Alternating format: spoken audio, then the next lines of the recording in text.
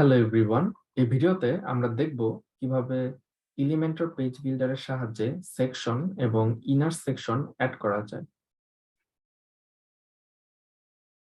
প্রথমেই আমাদের Elementor page বিল্ডারটি install এবং অ্যাক্টিভেট করে নিতে হবে। তারপর আমরা ড্যাশবোর্ডের পেজেস থেকে যাব অল পেজেসে। এখন আমরা যদি হোম পেজটি এডিট করতে চাই তাহলে এডিট উইথ এলিমেন্টরে যাব। তারপর এরকম একটি পেজ দেখাবে।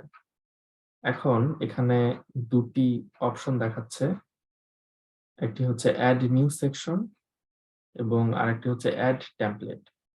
আমরা অ্যাড নিউ সেকশনে ক্লিক করব।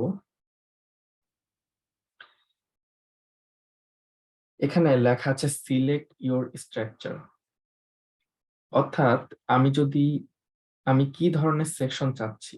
এখানে অনেক ধরনের স্ট্রাকচার রয়েছে, যেমন 2টি কলাম, 3টি কলাম, 4টি কলাম। আমাদের যে ধরনের স্ট্রাকচার প্রয়োজন আমরা এখান থেকে সিলেক্ট করে নিব।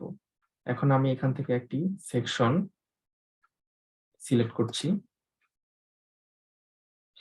এখানে একটি সেকশন চলে এসেছে। এখানে আমি একটি সেকশন অ্যাড করেছি যেটার একটাই কলাম।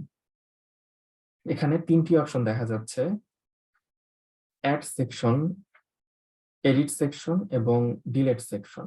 অ্যাড সেকশনের মাধ্যমে আমরা নতুন আরেকটি সেকশনকে অ্যাড করতে পারবো।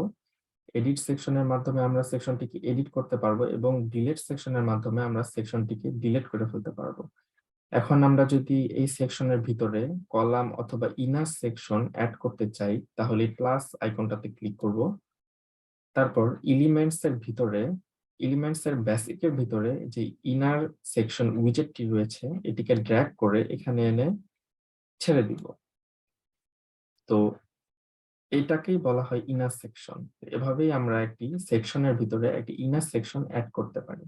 Thank you.